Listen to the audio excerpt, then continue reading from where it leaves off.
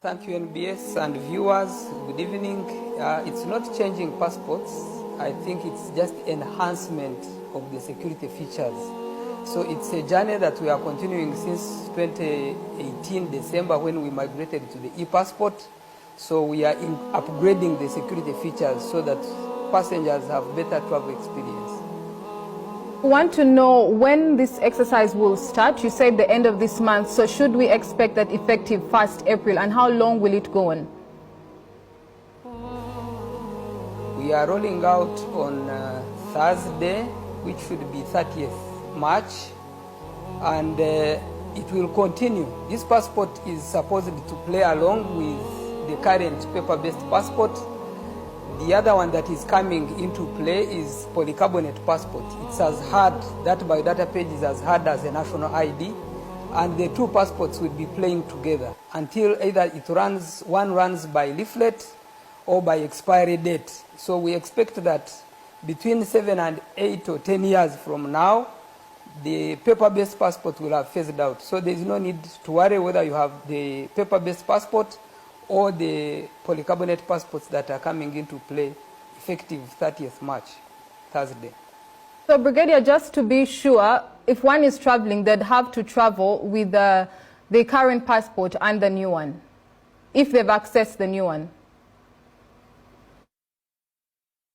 You will either travel, you are not supposed to have two passports, so you will have one passport, either the paper-based or the polycarbonate passport. So in which case, either of the passports will be allowed because we have communicated this position to ICAO, International Air Travel Organization. Globally, it will be fine. Okay, and does this come at any cost, especially for those that had their passports and they hadn't expired and want to renew? It comes at no extra cost. The running costs of the current passport will prevail. That is the 250,000 for ordinary passport.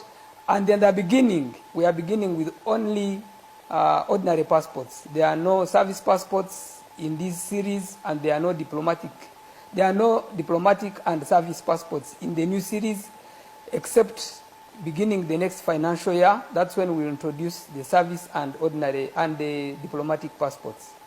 Currently, it's only ordinary passports. Before I let you go, Brigadier, if you would mind sharing the differences in these, because we were talking about cybercrime earlier on in the news. So is there a possibility of sharing for one to identify the difference with this new passport? Thank you. One of the key features in order for it to be anti-fraud is to make sure that it's not easy to forge by fraudsters. So that hard paper on the biodata page, it's not going to be easy to plug it and then have another one. But the whole passport has about 44 security enhanced features, some of them embedded inside, including the microchip. Forgery is going to be a thing of the past, because where we are going in the digital world, in fact, we look forward into the future where maybe there is paperless, you don't have a passport. As long as you face into the cameras at an airport, your data comes. So that's why we are upgrading to make sure that we are on top of our game in standardization according to global standards.